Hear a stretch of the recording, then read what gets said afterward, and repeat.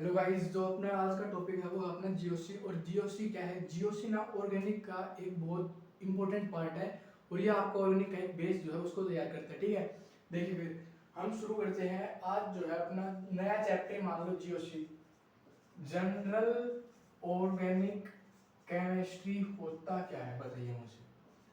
अरे जीओसी से आप समझते क्या हो, ये आप मुझे बताइए। देखिए जीओसी जो है ना, जीओसी आपका मैकेनिज्म है एक किसका? जीओसी आपका मैकेनिज्म है एक पूरी ऑर्गेनिक केमिस्ट्री का। Mechanism of whole organic chemistry जितनी भी है, जीओसी के बाद आपकी जितनी भी केमिस्ट्री है ना, उसका आपका ये मैकेनिज्म आप इसको बोल सकते हो। ठीक है, जीओसी आपका ऑर्गेनिक के लिए जो है ना एक बेस है, उसको तैयार करता है। तो ध्यान से देखते चलो। ठीक है, जीओसी का मतलब क्या है? जीओसी मतलब जनरल ऑर्गेनिक केमिस्ट्री, मतलब ऑर्गेनिक केमिस्ट्री के आपने जो जितने भी बेसिक्स है जो आगे चैप्टर में यूज होंगे ना, तो जिन जिन प्रिंसिपल्स या फिर लॉज है उनमें जो डिपेंड है वो पढ़ना है। ठीक है, देखिए पहले ध्यान से देखो। ठीक है, करना क्या है, मान लीजिए मुझे एक रिएक्टेंट गिवन है। क्या है? मुझे अगर एक रिएक्टेंट गिवन है और मुझे रिएक्शन करवानी है, तो रिएक्टेंट के साथ मुझे क्या दिया हुआ होगा? रिएक्टेंट के साथ मुझे एक रिएजेंट भी दिया हुआ होगा। सही बात है, सही बात है। रिएक्टेंट के साथ क्या होगा? एक रिएजेंट। रिएजेंट अगर रिएक्टेंट और रिएजेंट की रिएक्शन करवाओगे तो आपको इंटरमीडिएट बनता हुआ नजर आएगा। क्या? आपको एक इंटरमीडिएट बनता हुआ नजर आएगा। ठीक है, अगर इंटरमीडिएट को आप फर्दर क्लासिफाई करोगे तो इंटरमीडिएट आपका फर्दर डिवाइड हो जाता है किसमें? प्रोडक्ट और बाय प्रोडक्ट में। किसमें? प्रोडक्ट एक होता है आपका प्रोडक्ट और एक होता है आपका बाय प्रोडक्ट। आया समझ में? क्या जीओसी आपका एक मैकेनिज्म है जिसका पूरी ऑर्गेनिक आपकी जितनी भी है ना, उसका जीओसी मैकेनिज्म है। जैसे अगर ऐसी रिएक्शंस आप देखोगे, जैसे कि मुझे एक रिएक्टेंट गिवन है, ठीक है भाई, फिर मुझे एक रिएजेंट गिवन है, ठीक है भाई, फिर बनता है एक इंटरमीडिएट, ठीक है भाई, इंटरमीडिएट से फर्दर बनते हैं प्रोडक्ट और बाय प्रोडक्ट। ठीक है, जैसे देखिए मैं आपको बताऊं क्या, मान लीजिए मेरे पास ये गिवन है, ये है सी डबल बॉन्ड ओ सी है। ठीक है भाई, ठीक है, ये है मेरे पास ये रिएजेंट दे दिया मेरे को, जैसे H2 प्लस PdBaSO दिया है, वो दिया है। इसका डायरेक्ट प्रोडक्ट बनता है क्या? इसका प्रोडक्ट जो है वो ये बनता है, बिल्कुल बनता है, सही बात है, सही बात। ये इसका प्रोडक्ट बनता है। तो अब इसमें आप लोग देखोगे इंटरमीडिएट नहीं है, क्योंकि सभी में इंटरमीडिएट नहीं बनता। जनरली क्या नाम देखो, जनरली ऑर्गेनिक केमिस्ट्री। ठीक है, अब देखिए, अब अगर मैं आपको एक और बताऊं, क्या ध्यान से देखना, ये है मेरे सामने CH3 टोल्यूइन। टोल्यूइन में डाला आपने CrO2 Cl2 CH2। ठीक है भाई, ठीक है। अब देखिए अब क्या होता है, CrO2 Cl2 और CH2 एज ए सॉल्वेंट यहाँ रिएक्शन करता है और ये आपका प्रोडक्ट ऐसा बन जाता है। कैसा? ऐसा, ये आपका ऐसा प्रोडक्ट बनता है। ये है आपका इंटरमीडिएट। और रिएक्शन की रेट को घटाने में और बढ़ाने में इंटरमीडिएट एक बहुत अहम भूमिका निभाता है। ठीक है, ये बन रहा है आपका इंटरमीडिएट। अब देखिए इंटरमीडिएट क्या है, अगर मैं इसमें 2 टाइम्स एक्वस KOH डाल दूं, क्या 2 टाइम्स एक्वस KOH डालूं तो क्या बन जाएगा? ध्यान से बताइए मुझे। जैसे ही आपने इसमें 2 टाइम्स एक्वस KOH डाला, ये बन जाएगा क्या? CH, यहाँ पर 2 OH लग जाएंगे। ठीक है, और एक कार्बन पर 2 OH बहुत ज्यादा अनस्टेबल है, तो यहाँ से पानी निकाल दो। जैसे ही आपने यहाँ से पानी निकाला तो ये बन जाता है आपका CH। क्या बनता है? CHO। टोल्यूइन से क्या बना है? टोल्यूइन से बना है बेंजल्डिहाइड। टोल्यूइन से बनकर आया है बेंजल्डिहाइड। आया समझ? बताओ, टोल्यूइन से क्या बनकर आया है? बेंजल्डिहाइड। ये सब अपना चलता है जनरली ऑर्गेनिक केमिस्ट्री में। मतलब क्या है इसका, कि आपको एक रिएजेंट दिया हुआ होगा, रिएक्टेंट से आपको उसकी रिएक्शन करवानी है, होगा कहीं इंटरमीडिएट बने, कहीं बने इंटरमीडिएट, कहीं ना बने। जैसे कि आपने SN1 और SN2 में देखा था, क्या SN1 और SN2 में देखा था? बताइए, SN1 में इंटरमीडिएट बना था कार्बोकेटाइन, ठीक है भाई। SN2 में आपके पास इंटरमीडिएट था ही नहीं, जैसे ट्रांजिशन स्टेट आपकी बनकर आई थी। सही बात है, सही बात है। तो कहीं आपका इंटरमीडिएट बनता है और कहीं इंटरमीडिएट नहीं बनता है। ठीक है, समझ आया? बिल्कुल सही बात है। अब देखिए, ये तो हो गई आपकी जनरल नॉलेज। ठीक है, अब देखिए, और आपकी जीओसी जो है ना, वो बेस है किस पे? इलेक्ट्रोनेगेटिविटी प्रिंसिपल पे बहुत ज्यादा डिपेंड करती है। बेस्ड ऑन इलेक्ट्रोनेगेटिविटी प्रिंसिपल, ये आप बहुत जरूरी है। अगर जीओसी में आपको कमांड लेनी है तो आपको इंट्रो क्या है सॉरी इलेक्ट्रोनेगेटिविटी का जो भी प्रिंसिपल है फिर इलेक्ट्रोनेगेटिविटी है वो आपको अपनी पक्की वाली करनी होगी, ठीक है। तो आपको इसको फिर हम आगे बढ़ते हैं। तो आपको जल्दी से छाप दिया, आइए फिर देखिए समझ आया। फिर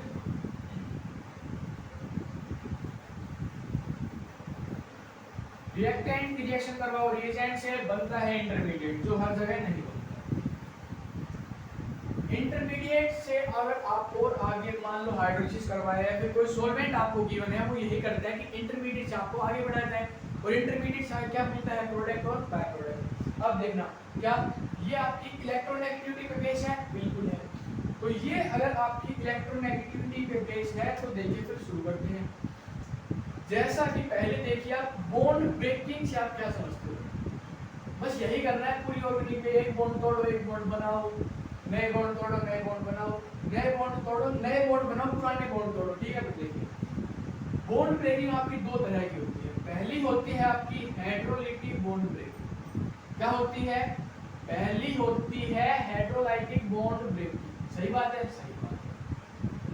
आगे होती है आपकी होमोलिटिक बॉन्ड ब्रेकिंग। क्या होती है? होमोलिटिक बॉन्ड ब्रेकिंग भी हम इसको बोलते हैं भाई लोग, ठीक है भाई। एक होती है हाइड्रोलिटिक है तो एक होती है होमोलिटिक। तो आपने इंटरमीडिएट्स का नाम सुना ही होगा, क्या स्टेट ऑफ इंटरमीडिएट देखा होगा, जैसे कार्बोकेटायन बन गया, कार्बन आयन बन गया, फ्री रेडिकल बन गया, वो कैसे बनते हैं वो ही देखना है, ठीक है। देखिए तो पहली लेता हूं मैं, पहली क्या है? पहली है आपके सामने हाइड्रोलिटिक बॉन्ड ब्रेकिंग। ध्यान से देखना भाई, हाइड्रोलिटिक बॉन्ड ब्रेकिंग। अब आपको समझ आएगा कि इलेक्ट्रोनेगेटिविटी पे कैसे बेस। ध्यान से देखिए, मान लीजिए ये मेरे पास कोई कार्बन है, कार्बन 4 बॉन्ड बनाता है, बताओ बनाता है ना, तो एक और बना दो, ठीक है भाई। देखिए मान लीजिए यहाँ मैंने कोई एटम ले लिया जाए और इसकी मैं रिएक्शन करवाऊं, ठीक है। देखो मान लीजिए कि ये इलेक्ट्रॉन जो है दोनों ये कार्बन ले लेता है, क्या ये दोनों इलेक्ट्रॉन जो है कार्बन ले लेता है, तो प्रोडक्ट आपका ऐसा बनेगा, यहाँ पर माइनस आएगा प्लस जेड बनेगा प्लस, ठीक है भाई। ये बन गया आपका कार्बन है। अब एक बात मुझे बताओ, इलेक्ट्रोनेगेटिविटी से आप यहाँ पर कनेक्ट करो, कैसे करोगे? देखिए इलेक्ट्रोनेगेटिविटी, ध्यान से देखना, अगर कार्बन की इलेक्ट्रोनेगेटिविटी ज्यादा है तो ही वो इलेक्ट्रॉन खींच सकता है किसी ग्रुप से, ठीक है। क्या अगर कार्बन की इलेक्ट्रोनेगेटिविटी ज्यादा है वो तो ही इलेक्ट्रॉन्स खींच सकता है, सही बात है, सही बात है। अब देखिए इलेक्ट्रोनेगेटिविटी, अगर कार्बन की इलेक्ट्रोनेगेटिविटी जेड से ज्यादा है तो वो जेड से इलेक्ट्रॉन अपने खींच सकते हैं, ठीक है। ये है आपका पहला जिसमें बनता है क्या कि इलेक्ट्रोनेगेटिविटी आपकी कार्बन में ज्यादा होती है, कोई जैसे कोई भी ग्रुप लगा दो जेड, ठीक है। ये बन गया आपका कार्बन है। अब देखिए आगे बढ़िए, आगे मेरे सामने कुछ ऐसा है, कैसा है कि ये जो है दोनों इलेक्ट्रॉन्स, इनको क्या करें, जेड लेके भाग जाए भाई, ये भी तो भाग सकता है, पॉसिबिलिटी कुछ भी हो सकती है, ठीक है भाई। अगर ऐसा हुआ तो ये बन जाएगा आपके सामने कार्बोकेटायन, ठीक है भाई, और जेड पे आएगा नेगेटिव चार्ज। यहाँ में इलेक्ट्रोनेगेटिविटी पूछूं तो क्या होगी बताइए आप लोग मुझे, यहाँ इलेक्ट्रोनेगेटिविटी क्या होगी, यहाँ इलेक्ट्रोनेगेटिविटी ऐसी होगी क्या, जेड जो है वो ज्यादा इलेक्ट्रोनेगेटिव है कार्बन से। अरे भाई सीधी बात है, क्या अगर कार्बन ज्यादा, अगर कार्बन ने इलेक्ट्रॉन खींचे अपनी तरफ तो कार्बन ज्यादा इलेक्ट्रोनेगेटिव है।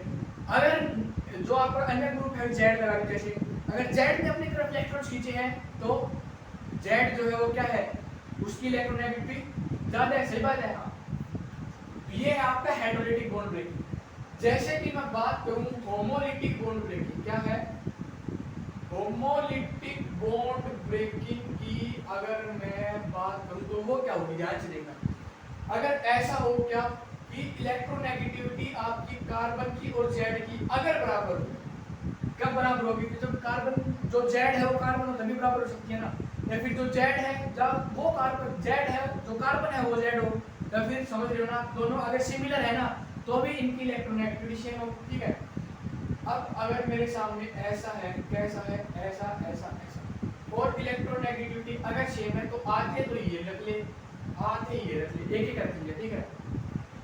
अब आपके सामने ये बनकर आया, ये बनकर आया है आपके सामने फ्री रेडिकल। ये क्या बनकर आया है, ये बनकर आया है फ्री रेडिकल। ठीक है भाई, ठीक है। अब देखिए समझ आया हेटेरोलिटिक बॉन्ड ब्रेकिंग कैसे होती है, होमोलिटिक बॉन्ड ब्रेकिंग कैसे होती है। हेटेरोलिटिक बॉन्ड ब्रेकिंग में अगर कार्बन की इलेक्ट्रोनेगेटिविटी किसी अन्य एटम से अगर ज्यादा है तो कार्बन अपनी तरफ इलेक्ट्रॉन खींच लेगा, सही बात है। अगर कोई अन्य एटम है, कोई अन्य ग्रुप है, अगर उसकी इलेक्ट्रोनेगेटिविटी ज्यादा है कार्बन से तो वो अपनी तरफ खींचेगा। और रही बात होमोलिटी की, अगर दोनों की इलेक्ट्रोनेगेटिविटी बराबर है तो दोनों क्या करेंगे, म्यूचुअली शेयर कर लेंगे आपस में। तो आपको इसको फिर आगे बढ़ते हैं। तो आपकी जो जीओसी है ना वो किस पे डिपेंड है, वो पूरी आपकी इलेक्ट्रोनेगेटिविटी को इलेक्ट्रोनेगेटिविटी से डील करते हैं, ये आपको आगे देखने को मिलेगा। और इलेक्ट्रोनेगेटिविटी में क्या क्या होता है वो मैं आपको बताऊंगा। जैसे इलेक्ट्रोनेगेटिविटी प्रिंसिपल है वो बहुत जरूरी है, ठीक है। तो आपको इसको, और जीओसी जो है वो आपका एक पोर्शन है अफेक्ट्स, अफेक्ट्स पे बहुत ज़्यादा डिपेंड करती है जीओसी। आपको छापो जल्दी से, फिर हम आगे बढ़ते हैं। छाप दिया, आइए करें शुरू। इफेक्ट्स ऑफ जीओसी, आइए समझ आया भाई लोगों को हेटेरोलिटिक बॉन्ड ब्रेकिंग क्या होती है या फिर होमोलिटिक बॉन्ड ब्रेकिंग क्या होती है।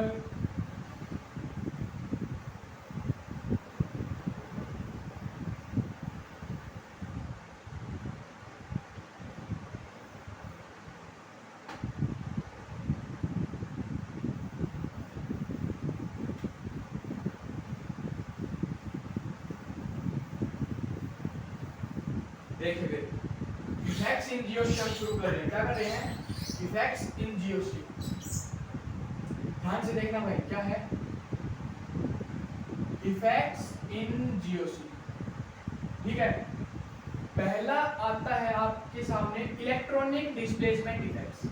क्या है, इलेक्ट्रॉनिक डिस्प्लेसमेंट इफेक्ट भी हम इसको बोलते हैं। क्या बोलते हैं, इलेक्ट्रॉनिक डिस्प्लेसमेंट इफेक्ट, ठीक है भाई। उसके बाद आते हैं आपके स्टेरिक इफेक्ट्स। क्या आते हैं, स्टेरिक इफेक्ट। और एक होता है आपका सोल्वेशन। सोल्वेशन आपने पढ़ लिया, ठीक है। देखिए स्टेरिक, देखिए स्टेरिक क्या होता है, स्टेरिक होता है आपका स्टेरिक इनहिबिशन इन रेजोनेंस और स्टेरिक इनहिबिशन इन प्रोटोनेशन। ये दो आपने इसको इसमें पढ़ने से, ठीक है। क्या है, SIR और SIP steric inhibition in resonance जो हम आगे करेंगे, और दूसरा है स्टेरिक इनहिबिशन इन प्रोटोनेशन, वो भी हम आगे करेंगे, ठीक है। अब आपको देखना है सिर्फ इलेक्ट्रॉनिक डिस्प्लेसमेंट इफेक्ट वो क्या होता है। इसमें electronic displacement effect is further classified into, इसमें ऐसे इफेक्ट्स जिनको आप बॉन्ड से ऑपरेट कर सकते हो, या ऑपरेट थ्रू बॉन्ड्स, और एक होते हैं आपके ऐसे जिनको आप स्पेस से ऑपरेट करते हो, ऑपरेट्स थ्रू स्पेस, ठीक है भाई, ठीक है। अब देखिए ऑपरेट्स थ्रू बॉन्ड में दो आते हैं आपके सामने, कितने आते हैं, दो इफेक्ट्स। ध्यान से एक एक करके, ठीक है। देखिए पहला आता है आपके सामने परमानेंट इफेक्ट। क्या आता है, पहला आता है परमानेंट इफेक्ट, सही बात है, सही बात। और दूसरा आता है टेम्परेरी इफेक्ट। ध्यान से देखना भाई, परमानेंट और टेम्परेरी में डिफरेंस क्या है बताओ मुझे। परमानेंट ऐसे हैं जो परमानेंट हो, मतलब ना बिना किसी रिएजेंट के वो अपना काम करते जाए, और टेम्परेरी इफेक्ट आप उनके बोलते हो जिनमें रिएजेंट आपको ऐड करना पड़े तब वो आगे काम करें। क्या, when reagent is needed, when reagent is needed, मतलब आपको यहाँ पर रिएजेंट या सॉल्वेंट डालना पड़ेगा तभी वो प्रोसेस आगे बढ़ेगा, उसको हम बोलते हैं temporary effect. Without any reagent और सॉल्वेंट अगर वो आगे बढ़ रहा है उसको हम बोलते हैं परमानेंट इफेक्ट, ठीक है। परमानेंट में आपके सामने पहला जो आता है वो आता है इंडक्टिव इफेक्ट। क्या आता है, इंडक्टिव इफेक्ट, ठीक है भाई। दूसरा आता है मेसोमेरिक इफेक्ट। क्या आता है, दूसरा आता है मेसोमेरिक इफेक्ट। और मेसोमेरिक को आप क्या बोलते हो, मेसोमेरिक को आप लोग रेजोनेंस भी बोलते हो, मेसोमेरिक को क्या बोलते हो, रेजोनेंस इफेक्ट भी बोलते हो। तीसरा आता है आपके सामने हाइपर कॉन्जुगेशन इफेक्ट। क्या आता है भाई, तीसरा आता है हाइपर कॉन्जुगेशन इफेक्ट। समझ आया, ये सभी आपके परमानेंट इफेक्ट है, और ये एक ऐसा टाइप है जिसमें आपको रिएजेंट की जरूरत नहीं पड़ती है।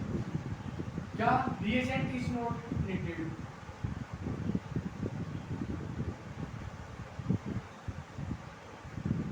रिएजेंट नॉट नीडेड, मतलब रिएजेंट की हमें परमानेंट इफेक्ट्स में रिक्वायरमेंट नहीं होती है। अरे बताओ समझ आया क्या?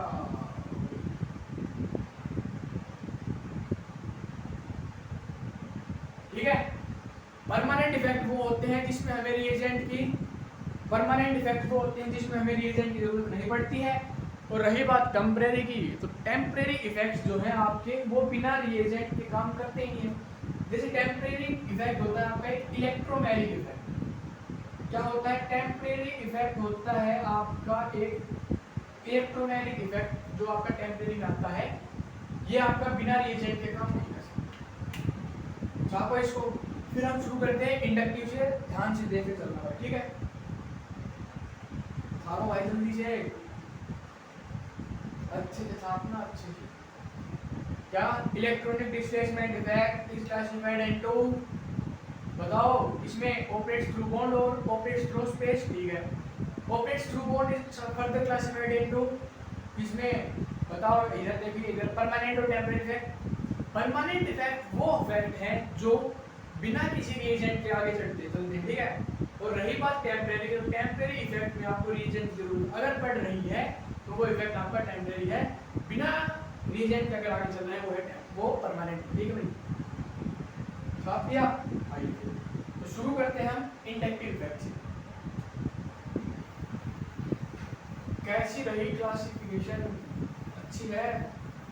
समझ आई क्या?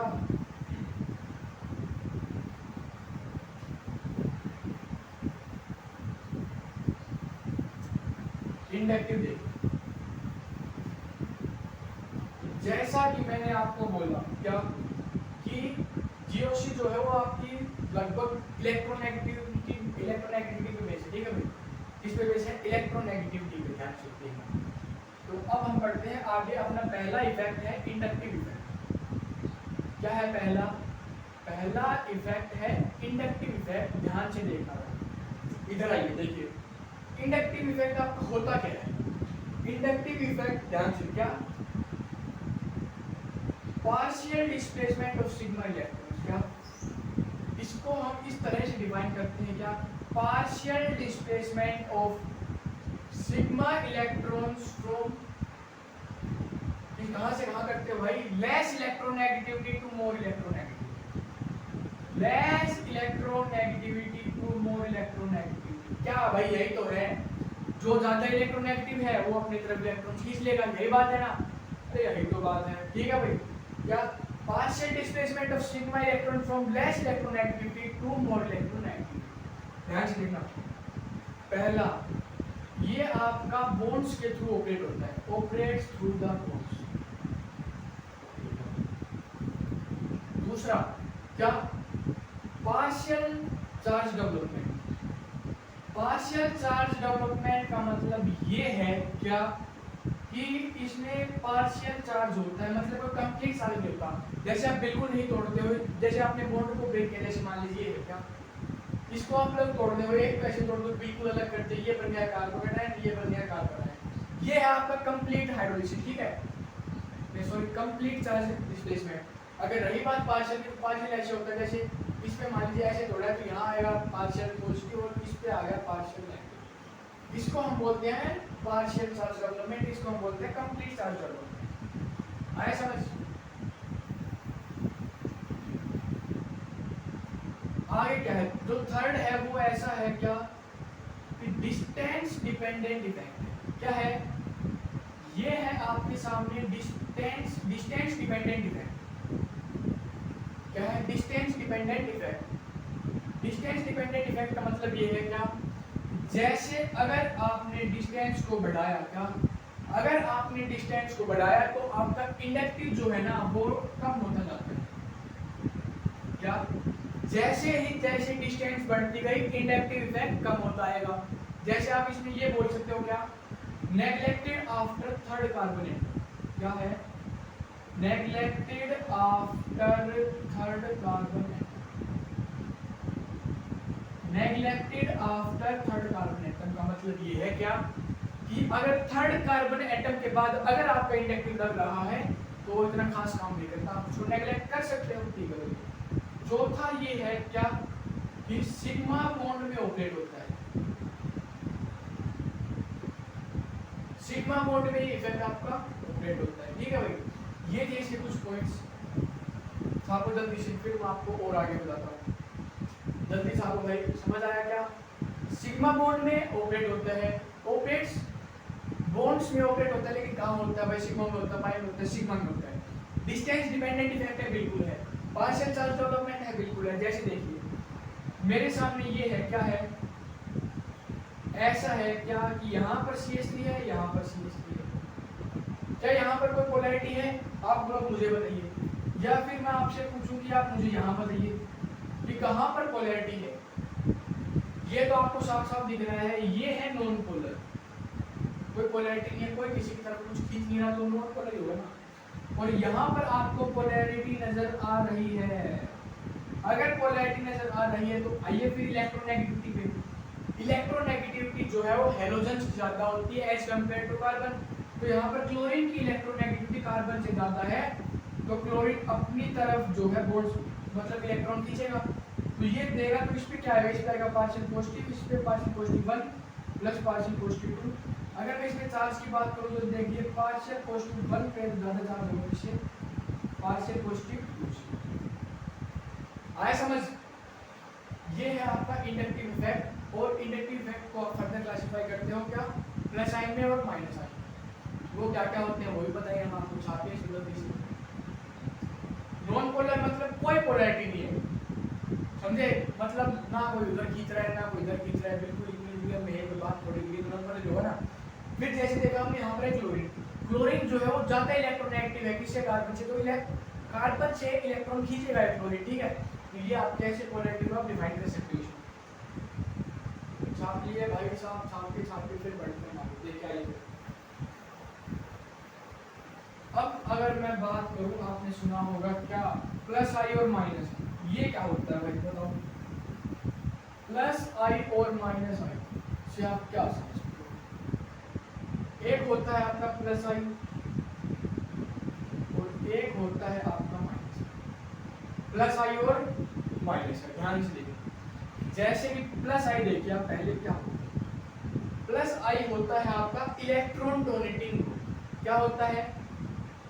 प्लस आई होता है आपका इलेक्ट्रॉन डोनेटिंग ग्रुप।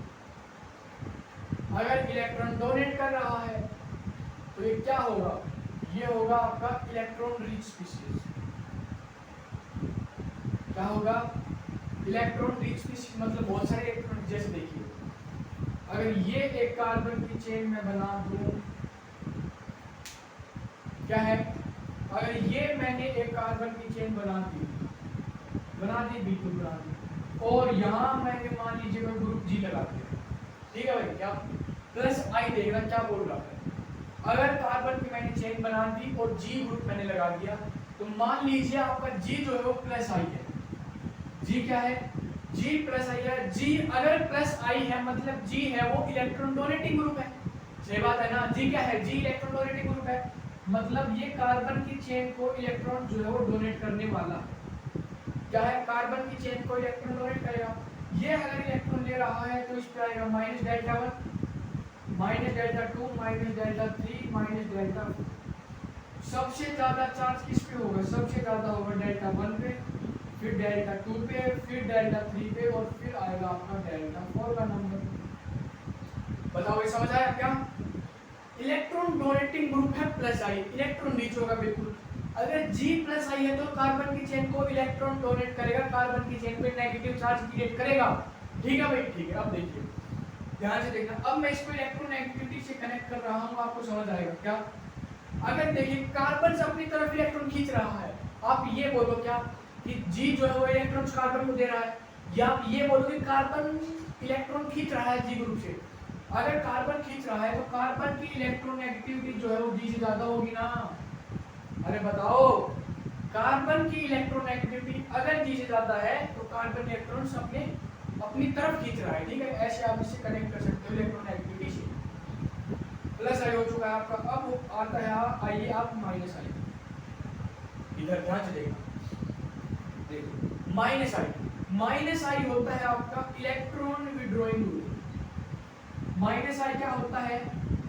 माइनस आई होता है भाई इलेक्ट्रॉन विड्रॉइंग ग्रुप। क्या होता है? Electron withdrawing group. अगर इलेक्ट्रॉन विड्रॉइंग मतलब दूसरे से इलेक्ट्रॉन खींच रहा है तो ये ऑब्वियस सी बात है क्या, ये इलेक्ट्रॉन डेफिशिएंट स्पीशीज होगा ना। अरे बताओ ये क्या होगा? ये होगा आपका इलेक्ट्रॉन डेफिशिएंट स्पीशीज। सही बात है, सही बात है। अब देखिए, अगर फिर से एक बार मैंने 4 कार्बन की एक चेन ले ली और जी ग्रुप लगा दिया, क्या बोल रहा हूँ? मैं बोल रहा हूँ कि माइनस आई है वो इलेक्ट्रॉन विड्रॉइंग ग्रुप है। क्या है minus I? Electron withdrawing group. मतलब जी जो है वो, अगर मान लीजिए वो जी है वो माइनस आई है, क्या है? अगर जी माइनस आई है तो अपनी तरफ इलेक्ट्रॉन खींचेगा। अगर अपनी तरफ इलेक्ट्रॉन खींचेगा तो बताइए, ये इलेक्ट्रॉन्स इसको दे रहे हैं। इलेक्ट्रॉन्स अगर जी खींच रहा है तो इलेक्ट्रोनेगेटिविटी जी की ज्यादा होगी ना कार्बन से। सही बात है क्या? इलेक्ट्रोनेगेटिव समझ आया क्या होता है? इलेक्ट्रोनेगेटिविटी क्या होती है? इलेक्ट्रोनेगेटिविटी वो होती है जिसको आप एटम्स में डिफाइन करते हो। किसमें? एटम्स में। कैसे? ये ऐसी होती है जो अपनी तरफ इलेक्ट्रॉन्स को खींचने की क्षमता रखती है। सही बात है, सही बात। एक ऐसा इफेक्ट होता है भाई, ठीक है। अब देखिए, अगर जी जो है कार्बन से इलेक्ट्रॉन्स खींच रहा है तो इस पे होगा आपका पार्शियल डेल्टा 1, ठीक है भाई। इस पे होगा पार्शियल डेल्टा 2, इस पे होगा पार्शियल डेल्टा 3 प्लस इस पे होगा पार्शियल डेल्टा 4। सही बात है, सही बात है। अब कुछ ऐसा है, कैसा है देखिए, सबसे ज्यादा चार्ज किस पे? पार्शियल डेल्टा 1 पे, पार्शियल पॉजिटिव, फिर पार्शियल डेल्टा 3 पे और उसके बाद आता है आपका पार्शियल डेल्टा 4 पे। समझ आया? प्लस आई क्या होता है, माइनस आई क्या होता है? नहीं आया? इधर देखिए बात ध्यान से, वन बाय वन एक चीज देखिए। इंडक्टिव क्या होता है? मैंने बोला कि सब आपका इलेक्ट्रोनेगेटिविटी पे बेस है। उसके बाद हम आए प्लस आई पे और माइनस आई पे। प्लस आई बताओ मुझे क्या होता है? प्लस आई होता है आपका इलेक्ट्रॉन डोनेटिंग ग्रुप। मतलब अगर कार्बन की चेन हो या फिर कोई फिनाइल हो, जो कुछ भी आप लेना चाहो वो ले सकते हो।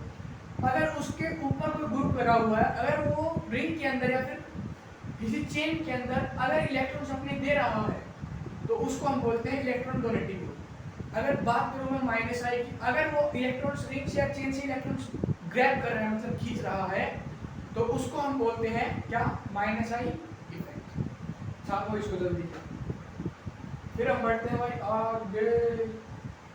छाप दो जल्दी से। हाँ भाई छाप दो, छाप दो। देखिए फिर आइए, तो अब हम वन बाय वन पहले करेंगे प्लस आई, फिर माइनस आई और फिर कुछ एप्लीकेशंस देखिए, फिर आइए।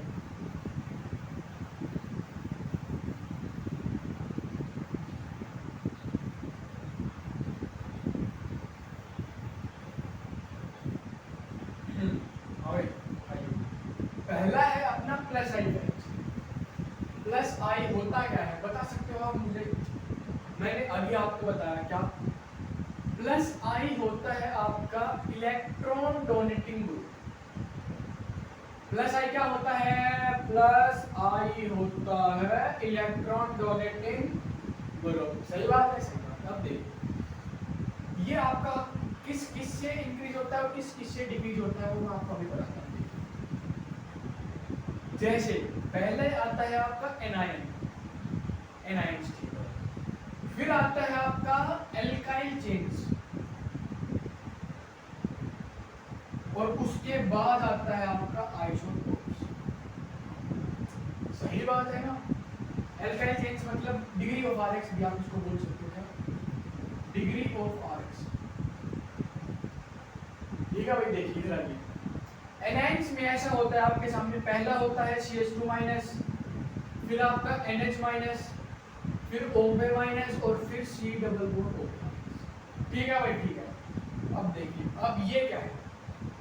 डिग्री ऑफ कार्बोकेटाइन क्या कर रहे हो? RX कर। देखिए, अगर मेरे सामने ऐसा है, बताइए, इसको आप 3 डिग्री बोल सकते हो? बिल्कुल बोल सकते हो। उसके बाद ऐसा है, कैसा है? ये हो गया है आपका 2 डिग्री और ये हो गया है आपका 1 डिग्री। RX भी बोल दो, आपको कुछ भी बोलो, ठीक है, कोई दिक्कत नहीं। आइसोटोप्स में आता है आपके सामने TDH, हाइड्रोजन का आइसोटोप है ना TDH, ठीक है, ड्यूटेरियम ट्रिटियम और हाइड्रोजन, ठीक है भाई। ट्रिटियम बनते हैं क्या होता है देख लेना एक बार, ठीक है। देखिए अगर मैं आपको इसका ओवरऑल ऑर्डर बताऊं तो वो ऐसा होता है, देखिए CH2 माइनस, और फिर होता है आपका NH माइनस, फिर होता है आपका O माइनस, आएगा भाई पहले O माइनस, फिर CO माइनस, फिर आता है 3 डिग्री, 2 डिग्री, 1 डिग्री और मिथाइल विद हैलोजन। इसको आप RX भी बोल सकते हो, कोई दिक्कत नहीं है, ठीक है। ये होगा आपका पहला। और दूसरी बात है आपके सामने आइसोटोप्स किसके, हाइड्रोजन। तो ये ऑर्डर है आपका प्लस आई का। ऑर्डर मतलब किस तरह से बनाया गया, ये ऐसा है कैसे कि जो आपका प्लस आई है ना वो CH2 में सबसे ज्यादा है, फिर आता है आपका NH माइनस, फिर आता है आपका OP माइनस, फिर आता है C double bond OP minus. इसको आप ऐसे याद करेंगे, कैसे देखिए, कहीं आपने पहले कहीं देखा होगा, कहीं नहीं ओला कार 3 2 1 खत्म। और ये हो गया आपके आइसोटोप्स TDH, इजीली आप इसको याद कर सकते हो। ये आपका 1 डिग्री को, या 1 डिग्री को कैसे डिफाइन कर सकते हो, 1 डिग्री मतलब प्लस आई को आप कैसे डिफाइन कर सकते हो, साफ दो भाई जल्दी से। फिर हम बढ़ते हैं माइनस आई की तरफ। माइनस आई को तो आप सभी को आता ही है, अरे वो है एक लंबी छोटी टेबल, याद करो, छापो छापो जल्दी छापो भाई लोगों, छाप दिया। आगे फिर हम बढ़ते हैं ना,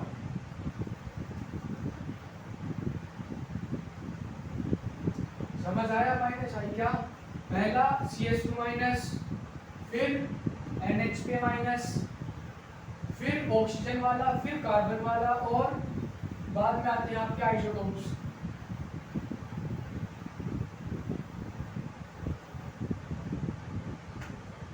आइए फिर शुरू करते हैं हम माइनस।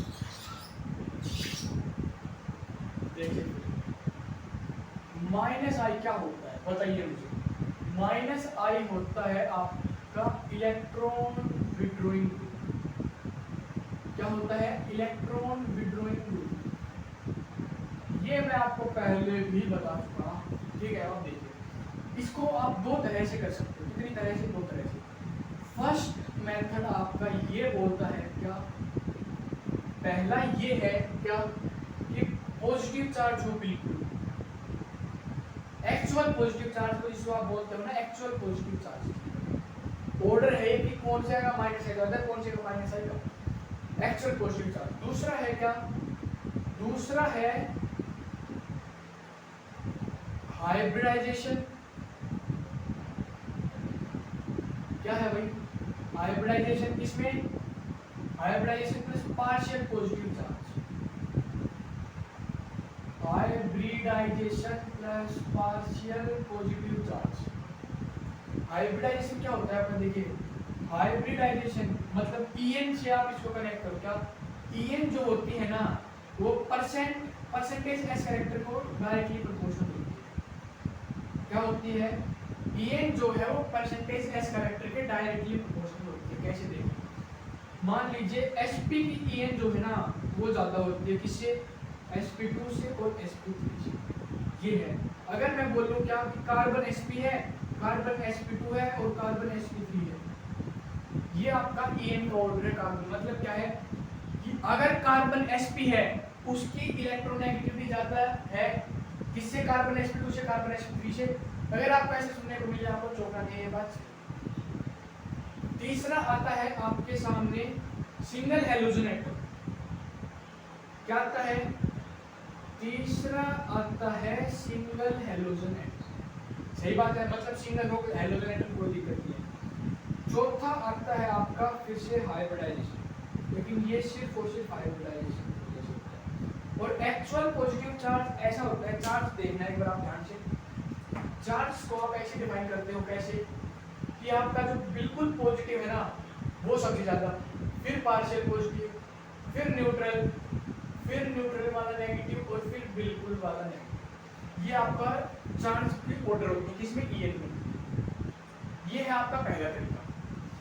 ये आपका बताता है क्या कि अगर कोई एटम है बिल्कुल एक्चुअल पॉजिटिव चार्ज सिर्फ पॉजिटिव चार्ज है तो उसका आपका माइनस है जो सबसे ज्यादा। फिर मान लीजिए हाइब्रिडाइजेशन प्लस पार्शियल पॉजिटिव और हाइब्रिडाइजेशन होनी चाहिए sp sp2 sp3 sp की ये सबसे ज्यादा और माइनस आई भी उसी का होगा, ठीक है। फिर आता है सिंगल हैलोजन एटम और उसके बाद हाइब्रिडाइजेशन आप इजीली कर सकते हो। फिर अब देखिए मैं आपको दूसरा बताता हूँ क्या होता है। सेकंड मेथड ऐसा है, आपने सुना भी हो क्या, बताइए सेकंड मेथड बहुत याद कीजिए। जैसे पहला था ना फरहान, अरे बताइए तो भाई,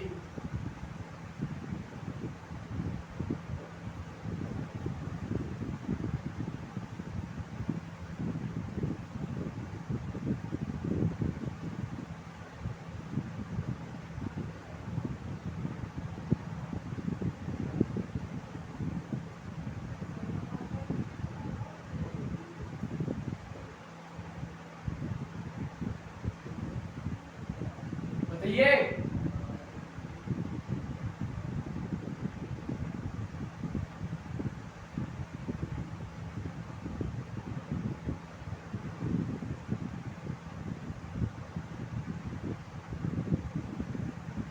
ये आपने देखी है कहीं पे, बताइए मुझे।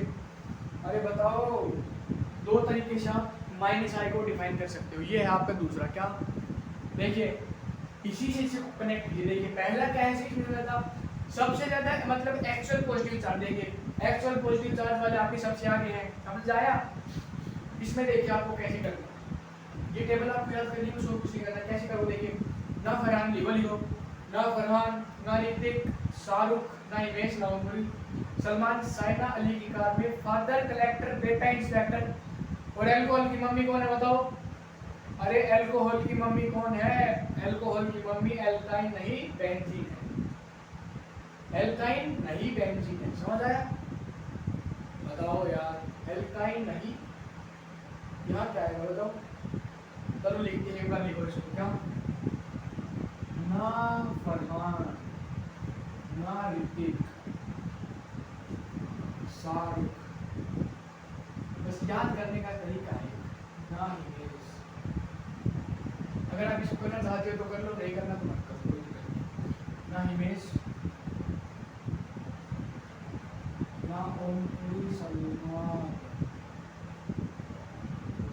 साइना, अली की कार, साइना अली की कार में, फादर कलेक्टर, बेटा इंस्पेक्टर, और अल्कोहल की मम्मी एल्काइन नहीं है, अल्कोहल की मम्मी एल्काइन नहीं है, कौन है बेंजीन है। ठीक है भाई, ये तो कर सकते हो ना आप इजीली, यार ये याद ही करना है बस। देखिए क्या है इसमें, और एक और बात आपको मैं एक और ऑर्डर बताऊं माइनस आई का क्या, अगर आपको ऐसा दिखे क्या, ओ के साथ ए आर दिखे, ठीक है भाई, ओ के साथ आर दिखे, ठीक है भाई, ओ के साथ एच दिखे, तो इसमें ओ ए आर का माइनस आई सबसे ज्यादा होता है। फिर आता है आपके सामने ओ आर और उसके बाद आता है ओ एच। ये आपका पहला तरीका, इसे करना चाहो इसे कर लो, इसे करना चाहो इसे कर लो, दोनों से आपका आंसर आ गया, इसमें कोई बड़ी बात नहीं है। छापो इसको दोनों पीछे, अरे छाप भी दो, छाप दिया। बताइए भाई लोग,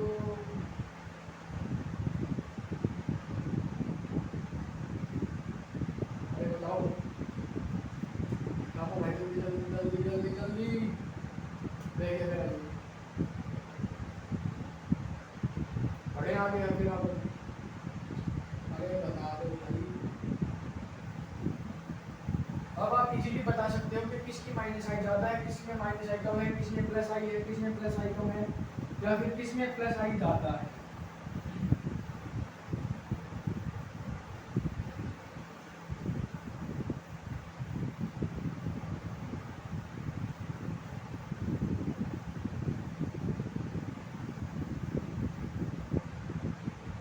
देखिए अब हम शुरू करते हैं application of inductive effect.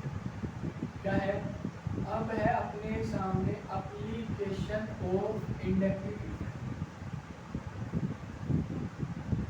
Application of inductive effect ध्यान से देखिए, ठीक है।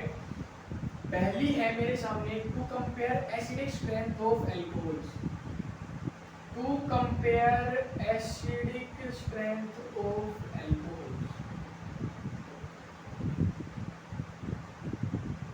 ध्यान से देखो, अगर मेरे सामने ऐसा है, क्या है ऐसा, ठीक है भाई, मेरे से ये बोला गया है कि आपको एसिडिक स्ट्रेंथ कंपेयर करनी है अल्कोहल्स में, ठीक है। एसिडिक स्ट्रेंथ मतलब एसिड से आप क्या समझते हो, एसिड वही होता है ना जो अपना H+ इजीली डोनेट कर दे। अगर यहाँ इसने अपना H+ निकाल दिया तो O पे आएगा माइनस चार्ज, बिल्कुल आएगा। माइनस चार्ज का मतलब क्या है, माइनस चार्ज का मतलब ये है कि ऑक्सीजन के पास बहुत ज्यादा चार्ज है, इसको आपको कम करना है। अगर कम करना है तो मान लीजिए मैं यहाँ क्या ग्रुप लगाऊं जो इलेक्ट्रॉन्स O से खींच सके। अगर मैंने मान लीजिए -I लगा दिया, क्या लगा दिया -I, तो सही है भाई, -I तो इलेक्ट्रॉन्स खींच लेगा ना इसके, क्योंकि -I क्या है, -I इलेक्ट्रॉन विड्रॉइंग ग्रुप है जो इसको स्टेबल बनाएगा। तो एसिडिक स्ट्रेंथ ऑफ एल्कोहल आप ये भी बोल सकते हो क्या, -I के डायरेक्टली प्रोपोर्शनल है और इनवर्सली प्रोपोर्शनल है प्लस का। ये है भाई, समझ आया, बहुत आसान है। और देखिए एक और तरीका बताता हूँ मैं, अगर आपको कंपेयर करवाने हैं तो आपको DNP रूल लगाना है। -I में क्या लगाना है, DNP। इंडक्टिव में क्या है, D से है आपका डिस्टेंस, N से है नंबर और P है आपका पावर। डिस्टेंस, नंबर, पावर, इससे आपको चलना है। अगर इससे आप नहीं चलना चाहते तो भी कोई दिक्कत नहीं है। जैसे देखिए पहला मेरे सामने ऐसा है, कैसा है, ऐसा, यहाँ है मेरे सामने OH, यहाँ है फ्लोरीन। दूसरा ऐसा है, यहाँ है OH और यहाँ है फ्लोरीन। अब बताइए मुझे कि कौन से की एसिडिक स्ट्रेंथ ज्यादा है, बताइए। देखिए एसिडिक स्ट्रेंथ देखिए, मतलब इसको तो छेड़ो ही मत, इसको भी मत छेड़ो। देखिए फ्लोरीन मैंने क्या बताया, फ्लोरीन क्या याद कीजिए, फादर करेक्टर बेटा, मतलब फ्लोरीन है आपका -I, यहाँ पर भी फ्लोरीन है आपका -I। अब देखिए डिस्टेंस नंबर पावर होता है क्या, वैसे देखिए आप, देखिए ऑक्सीजन के रिस्पेक्ट में 1 2, ये 2 नंबर पे है, ठीक है। OH के रिस्पेक्ट में ये 1 2 3 है। और मैंने आपको बताया था क्या कि डिस्टेंस डिपेंडेंट इफेक्ट इंडक्टिव, जैसे जैसे डिस्टेंस बढ़ेगी वैसे वैसे आपका फ्लोरीन चार्ज जो है वो डिक्रीज होता जाएगा, ठीक है। सॉरी इंडक्टिव चार्ज है वो डिक्रीज होगा। देखिए यहाँ 2 पे है, मतलब ये बढ़िया इंडक्टिव, मतलब अच्छे से खींच पाएगा, ये अच्छे से नहीं खींच पाएगा। तो पहले वाले का ज्यादा होगा किससे, दूसरे वाले से। ऐसे करना है, बताओ और आसान हो सकता है कुछ। देखिए DNP देखिए, DNP से आता है आपके सामने डिस्टेंस, तो पहला ये क्या, देखिए डिस्टेंस ये 3 पे है, 2 पे पहले से आ गए, नंबर तक तो पहुंचे ही नहीं, ना ही पावर तक पहुंचे। दूसरा देखिए इसमें कुछ दूसरा है मेरे सामने कुछ ऐसा, क्या यहाँ OH है, यहाँ पर भी OH है, सही बात है, सही बात है। अब मेरे से ये बोला गया है क्या कि यहाँ पर फ्लोरीन है और यहाँ पर भी 2 फ्लोरीन है। अब बताओ मुझे, जैसे देखिए अब आप डिस्टेंस देखोगे, डिस्टेंस दोनों की सेम है, फिर आए नंबर, तो नंबर से आप देखोगे यहाँ पर 1 H है, यहाँ पर 2 F है, वहाँ 1 F है, यहाँ 2 F है। यहाँ ये दोनों अच्छे से खींच पाएंगे, मतलब ज्यादा खींच पाएंगे, तो यहाँ पर भी पहले की ज्यादा हो गई दूसरी से। और रही बात पावर की, तो पावर में आपको क्या करना है, पावर में मान लीजिए यहाँ मैंने लगा दिया फ्लोरीन, तो यहाँ पे लगा दूं क्लोरीन, 1 पे लगा लो, चलो क्लोरीन। अगर 1 पे क्लोरीन लगा लिया है तो बताइए ज्यादा क्या है, डिस्टेंस दोनों की सेम है, नंबर भी दोनों का सेम है, मतलब देखे गए। और रही बात पावर की, तो पावर देखिए याद कीजिए -I जो है वो फ्लोरीन का ज्यादा है। अगर -I फ्लोरीन का ज्यादा है तो ये ऐसा नहीं हो जाएगा, बताओ। अरे ये ऐसा नहीं हो जाएगा क्या, -I अगर फ्लोरीन का ज्यादा है तो दूसरे वाले की क्या एसिडिक स्ट्रेंथ ऑफ एल्कोहल है वो ज्यादा होगी, बताइए। ताकि इसको फिर हम दूसरे की तरफ बढ़ते हैं, तो आप लोग कभी शाही करें।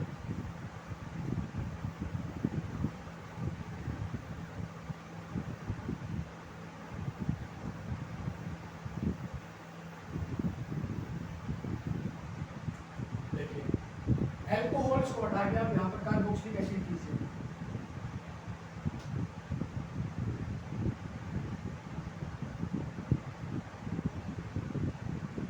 To compare acidic strength of carboxylic acid, ठीक है भाई, ठीक है। देखिए क्या होगा इसमें कुछ ऐसा होगा, क्या देखिए ये ऐसा बनता है कार्बोक्सिलिक एसिड, बिल्कुल ऐसा बनता है। और फिर से वही बोला गया आपको एसिडिक स्ट्रेंथ, तो बढ़िया एसिड वो जो अपने H प्लस इजीली डोनेट कर दे, तो ये ऐसा नहीं बन जाएगा क्या, O पे माइनस, बताइए फिर से ज्यादा चार्ज है, फिर से ज्यादा चार्ज है, तो चार्ज कम करने के लिए आपको फिर से माइनस आई को बुलाना पड़ेगा ना मित्र गणों, बताइए। अरे माइनस आई वो है तो चार्ज को अपनी तरफ खींचता है, प्लस आई वो है तो चार्ज को डोनेट करता है, तो सही है, फिर से इसमें कुछ नहीं बचा है। तो मान लीजिए यहाँ है C डबल बॉन्ड OH और मान लीजिए यहाँ है C डबल बॉन्ड OH, यहाँ मैंने लगा दिया है CH2 पे माइनस, यहाँ मैंने लगा दिया है N2। अब बताइए मुझे, देखिए CH2 पे माइनस क्या है, प्लस आई है, ठीक है भाई। NO2 पे माइनस क्या है, NO2 है वो खुद ही माइनस आई है, और एसिडिक स्ट्रेंथ आपकी माइनस आई बढ़ाता है, प्लस आई डिक्रीज करता है, तो दूसरे की ज्यादा होगी। बस बाकी ये कॉन्सेप्ट ऐसा ही है, बाकी क्वेश्चन कितने कर लो कुछ फर्क नहीं पड़ता, सब चित्रकला की क्या होगी, प्रैक्टिस होगी। देखिए फिर हम बढ़ते हैं आगे। तो अपना अगला जो है वो है to compare stability of intermediates. ध्यान से देखना, ध्यान से, किससे देखना है बताओ, आंखों से। To compare stability of intermediates,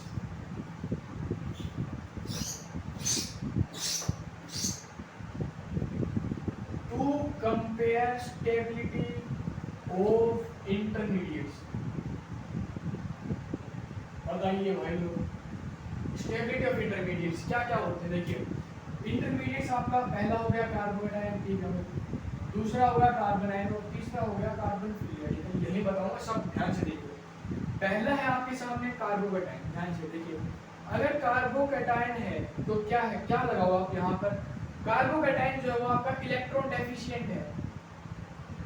क्या है, कार्बोकेटायन जो है आपका वो इलेक्ट्रॉन डेफिशिएंट स्पीशीज है। इसको स्टेबिलिटी अटेन करने के लिए इलेक्ट्रॉन चाहिए होंगे, और डोनेट कौन करता है बताइए, डोनेट करता है प्लस आई, ठीक है भाई। तो लिखो यहाँ पर क्या कि स्टेबिलिटी ऑफ कार्बोकेटायन कौन बढ़ाता है, प्लस आई, घटाता कौन होगा, फिर माइनस आई। ये पहले इसके पास इलेक्ट्रॉन नहीं, अगर आपने माइनस आई लगाया तो माइनस आई तो इस इलेक्ट्रॉन खींच लेगा ना अपने। दूसरा देखिए, दूसरा है मेरे पास कार्बन आयन। कार्बन आयन क्या है बताइए, कार्बन आयन आपकी इलेक्ट्रॉन रिच स्पीशीज। क्या है, इलेक्ट्रॉन रिच स्पीशीज। ये कुछ ऐसा है भाई। इलेक्ट्रॉन रिच का मतलब क्या है, इसके पास इलेक्ट्रॉन ज्यादा है, मतलब चार्ज ज्यादा है, और चार्ज कौन कम करता है, इलेक्ट्रॉन विड्रॉइंग को, तो मतलब माइनस आई लगाओ यहाँ पर। और जैसे ही आपने यहाँ पर माइनस आई लगाया, न्यूट्रल होगा, मतलब स्टेबिलिटी की तरफ आएगा। तो यहाँ पर आप बोल सकते हो क्या, stability of carbon ion directly proportional to minus I और इनवर्सली टू प्लस। तीसरे की तरफ आइए, तीसरा होता है आपका कार्बन फ्री रेडिकल। तो कार्बन फ्री रेडिकल का ना तो ऑक्टेट कंप्लीट है, मतलब मान लीजिए इसके पास 6 इलेक्ट्रॉन है कार्बन के पास, ठीक है, और सातवां सिंगल है जो फ्री रेडिकल वाला है, तो मतलब 8 होने चाहिए थे, है 7। तो आप इसको एक तरह का बोल सकते हो, ये क्या है, ये भी इलेक्ट्रॉन डेफिशिएंट है। ये क्या है, ये भी आपका इलेक्ट्रॉन डेफिशिएंट स्पीशीज में आता है। तो बताइए कार्बन फ्री रेडिकल की स्टेबिलिटी को कौन बढ़ाएगा, सही बात है भाई, प्लस आई बढ़ाएगा, और तो कौन ही बढ़ा सकता है। लिखिए फिर यहाँ पर क्या क्या लिखना है, लिखना ये है कि stability of carbon free radical is directly proportional to plus I और इनवर्सली टू माइनस आई। बताओ इससे आसान और क्या ही लोगे, समझ आई। एप्लीकेशंस क्या है, पहली थी जरा ये, पहली थी to compare acidic strength of alcohols. बड़ी एसिड कौन, जो अपने H प्लस डोनेट कर दे, अगर उसने कर दिया तो O पे आएगा माइनस। माइनस का मतलब बहुत ज्यादा चार्ज है, रिपल्शन है, रिपल्शन को कम मतलब चार्ज ज्यादा, चार्ज कम करना है तो कौन करेगा, इलेक्ट्रॉन विड्रॉइंग, माइनस है लगाओ। फिर आया है आपके सामने इलेक्ट्रॉन विड्रॉइंग ग्रुप लगा दिया आपने, फिर आया आपके सामने compare acidic strength of carboxylic acid, फिर से वही केस आ गया, कौन सा वाला, कौन सा वाला, अरे एल्कोहल वाला। फिर आया अपने लिए कंपेयर स्टेबिलिटी ऑफ इंटरमीडिएट, इसमें आपने पढ़ा कार्बोडाइन, कार्बन और कार्बन फ्री रेडिकल, ये है इनकी स्टेबिलिटी को जो इंक्रीज करेंगे। बताओ इसमें कोई दिक्कत परेशानी आपको? तो देखिए फिर अब मैं आपको कुछ क्वेश्चंस बताता हूँ, वो आप कीजिए, उससे आपको अच्छा लगेगा। पहले कार्बोडाइन के देखिए, आप स्टेबिलिटी देखिए ना आपको कार्बोडाइन की। हाँ देखिए, पहला है ऐसा, क्या मान लीजिए यहाँ है कार्बोडाइन, ठीक है, यहाँ मैंने लगा दिया है OR, ये है आपका A। दूसरा है यहाँ है आपका कार्बोडाइन, ठीक है भाई, और यहाँ पर लगा दिया है मैंने, क्या लगा दिया है, समझ रहे हो ना, ठीक है, ये हो गया आपका B। और जो तीसरा है वो ऐसा है, क्या वो ऐसा, अब बताओ मुझे, देखिए OR ये क्या होता है, देखिए कार्बोकेटाइन की स्टेबिलिटी को इंक्रीज करने के लिए आपको सिर्फ और सिर्फ क्या देखना है, सिर्फ और सिर्फ प्लस आई वाले देखने हैं। तो ये क्या है, ये तो है ही प्लस आई, ठीक है भाई, ये प्लस आई है, कौन कह रहा है प्लस आई, ये माइनस आई होता है भाई OR।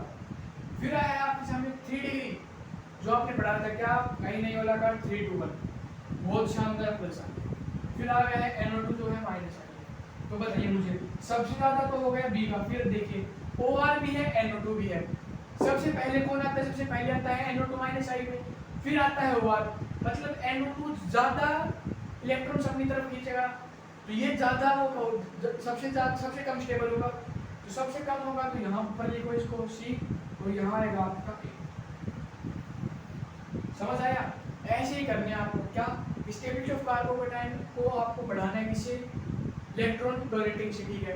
और रही बात कार्बन आयन की, उसको आपको बढ़ाना है किससे, इलेक्ट्रॉन ड्रॉइंग ग्रुप से, और in the case of carbon free radical उसको आपसे इंक्रीज करना है किससे, बताओ किससे करना है, उसको आपको इंक्रीज करना है कार्बोकेटाइन की स्टेबिलिटी से। तो आपको इसको जल्दी से फिर हम बढ़ते हैं आगे। तो अपना जो आज का लास्ट टॉपिक है वो है बेसिक स्ट्रेंथ ऑफ अमीन्स, वो बहुत इंपॉर्टेंट टॉपिक है, ध्यान से चलना। अब इसमें क्वेश्चन तो आप खुद ही करना है, देखिए फिर बढ़ते हैं हम आगे। तो compare basic strength of amines, क्या आपने नाम सुना है, to compare basic strength of amines, ध्यान से देखिए क्या है बेसिक स्ट्रेंथ ऑफ अमीन्स। अगर अमीन्स का जिक्र हुआ है तो फिर नाइट्रोजन का भी हुआ होगा, सही बात है। नाइट्रोजन क्या करता है, नाइट्रोजन अपने इलेक्ट्रॉन्स डोनेट करता रहता है, डोनेट किसको करेगा, H+ मान लीजिए H+ है मेरे सामने यहाँ पे, अगर ये इसको डोनेट करेगा तो इसके पास इलेक्ट्रॉन्स कम होंगे ना, सही बात है। नाइट्रोजन अपने इलेक्ट्रॉन डोनेट करेगा तो उसके पास इलेक्ट्रॉन्स की डेफिशिएंसी होगी, और नाइट्रोजन की डेफिशिएंसी को पूरा करने के लिए कौन आएगा, अरे प्लस आई को बुलाओ, बहुत शानदार तरीके से डोनेट करता है, ऐसा डोनेट कर देता है कि भर देता है। तो यहाँ पर आप लिखिए क्या कि बेसिक स्ट्रेंथ जो है वो प्लस आई के तो डायरेक्टली है और माइनस आई के इनवर्सली है। समझ आया ना, बहुत आसान है, कोई दिक्कत नहीं, ध्यान से चलना। जैसे मान लीजिए मेरे सामने है MENH 1 डिग्री का, ठीक है भाई, ठीक है। दूसरा है मेरे सामने Me2NH, ठीक है भाई, ये हो गया है आपके लिए 2 डिग्री अमीन, सही बात है। फिर आया है Me3N, ये है 3 डिग्री अमीन। अगर मैं आपसे पूछूं इसकी basic strength in gaseous phase, basic strength in gaseous phase अगर मैं आपसे पूछता हूं तो आप लोग मुझे बताओगे क्या कि 3 डिग्री, फिर 2 डिग्री और फिर 1 डिग्री।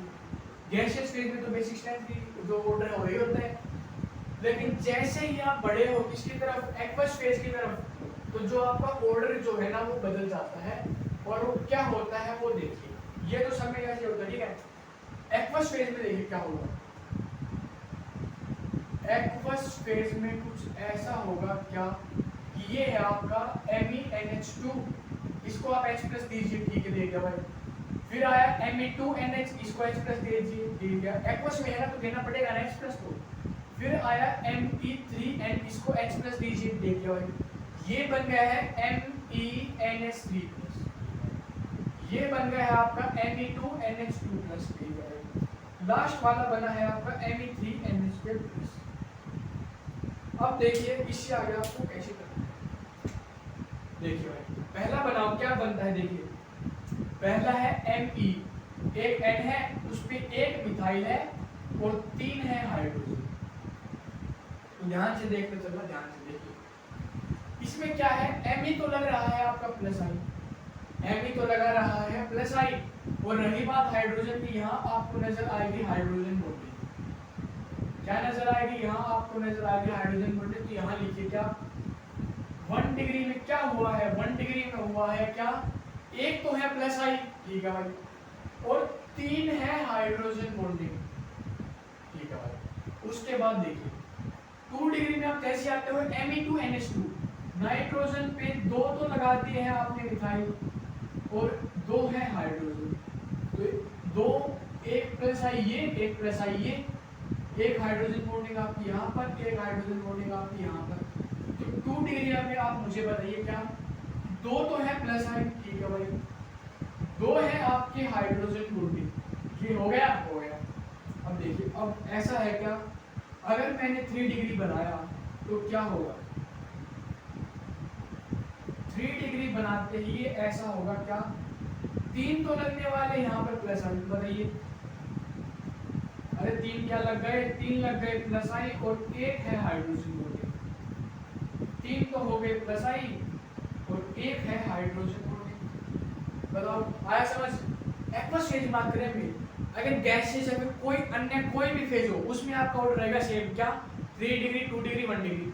लेकिन एक्वस फेज में क्या होता है, एक्वस फेज में आपका ऑर्डर आता है 2 डिग्री, फिर आता है 1 डिग्री, और फिर आता है आपका 3 डिग्री। ये है आपका एक्वस फेज में ऑर्डर, इसमें मिथाइल के केस में, ठीक है भाई। ये कैसे देखिए, जैसे कि आपने 1 डिग्री देखा, वहां एक प्लस आई है, 3 हाइड्रोजन बॉन्डिंग थी, फिर आप गए 2 डिग्री की तरफ, तो 2 डिग्री में 2 प्लस आई है, तो हाइड्रोजन बॉन्डिंग है, ठीक है भाई।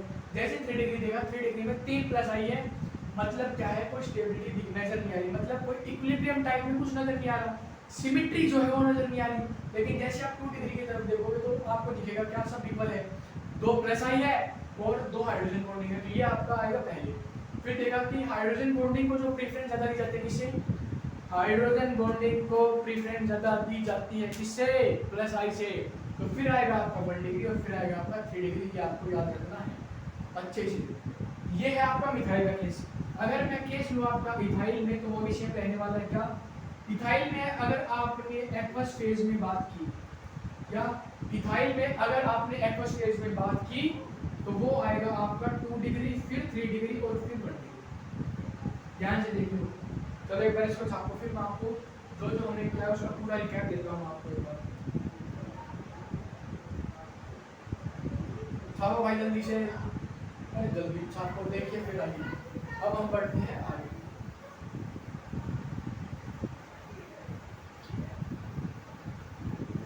ध्यान से देखना भाई, समझ आया, अरे बताओ। देखिए बेसिक स्ट्रेंथ देखनी है आपको, क्या करना है, आपको कंपेयर करनी है बेसिक स्ट्रेंथ ऑफ अमीन्स, ठीक है भाई। किसमें कंपेयर करनी है, अगर मान लीजिए आपको मिथाइल गिवन है, ठीक है, तो क्या करनी है, अगर आपसे पूछे कि गैसियस फेज में बताओ, तो होगा 3 डिग्री, 2 डिग्री, 1 डिग्री। अगर एक्वस फेज में पूछता है तो होने वाला है 2 डिग्री, 1 डिग्री, 3 डिग्री। अगर इथाइल दिया हुआ है, क्या दिया हुआ है, इथाइल, अगर इथाइल में गैसियस फेज में पूछता है तो होगा 3 डिग्री, फिर 2 डिग्री और फिर 1 डिग्री। अगर एक्वस में पूछेगा तो यहाँ आने वाला है 231। एक बात देखिए आप, क्या 2 डिग्री दोनों में सेम है, एक्वस में बात कर रहा हूँ, किसमें, एक्वस में 2 डिग्री दोनों में सेम है, बिल्कुल है। फिर 1 और 3 भी देखिए, मिथाइल आपका छोटा ग्रुप है, क्या देखने के लिए बता रहा हूँ, मिथाइल छोटा ग्रुप है तो 1 डिग्री, इथाइल बड़ा ग्रुप है तो बड़ा मतलब 3 डिग्री, समझ आया, बड़ा वाला छोटा वाला। अब देखिए ये है आपका बेसिक स्ट्रेंथ बॉन्डिंग्स। फिर आते हैं हम एप्लीकेशन ऑफ इंडक्टिव इफेक्ट। पहली देखी मैंने to compare acidic strength of alcohols and carboxylic acid, और क्या आई, तो एसिडिक स्ट्रेंथ आपकी माइनस आई तो बढ़ा रहा था, और प्लस आई जो है वो घटा रहा था। सही बात है, सही बात। दूसरा आया मेरे सामने, क्या दूसरा आया, to compare acidic strength of intermediates. Intermediates में क्या था, एक था कार्बोकेटायन, दूसरा था कार्बोनायन और तीसरा था कार्बन रेडिकल। अगर मैं बात करूँ क्या स्टेबिलिटी ऑफ कार्बोकेटाइन की बात करूँ तो प्लस आई तो बढ़ा रहा था और माइनस आई घटा रहा था। फिर से अगर मैं बात करूँ किसकी स्टेबिलिटी ऑफ कार्बोनाइन की, माइनस आई बढ़ा रहा था लेकिन प्लस आई घटा रहा था। और रही बात किसकी स्टेबिलिटी ऑफ कार्बोनाइन, प्लस आई बढ़ा रहा था माइनस आई घटा। समझ आया भाई? तो ये है आज का अपना टॉपिक, आज अपन यही तक रखते हैं। तो आगे जो आने वाले हैं वो आपके इफेक्ट्स होंगे, जैसे मेसोमेरिक हो गया, हाइपरकॉन्जुगेशन हो गया, इलेक्ट्रोमैग्नेटिक वगैरह, और बाकी जो भी यहाँ पे कुछ पॉइंट्स होंगे, कैसे आप कंपेयर करते हो, कुछ क्वेश्चंस भी होंगे। तो आज अपन रखते हैं यहीं तक। तो चलिए फिर अब आपसे मुलाकात होगी अगले लेक्चर में। चलिए फिर सभी को बाय।